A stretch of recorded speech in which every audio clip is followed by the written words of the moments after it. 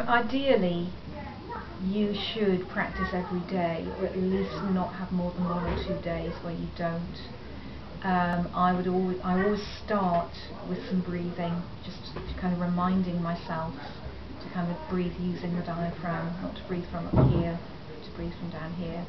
It's something that I really struggled with at first. I had to really think about breathing. I don't think it naturally came, and I don't think that if you think of the human body as an instrument, mine is not ideally designed, because I don't have particularly broad shoulders, I don't have a lot of breadth here, and I don't have a lot of breadth here, which as a singer you just need, because obviously it makes the instrument better.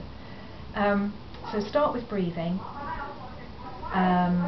then by sort of warming up the voice, so I would always start with humming really gently.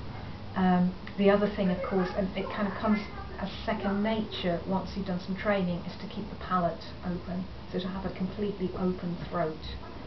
And that's something which when you're first starting you really need to work on.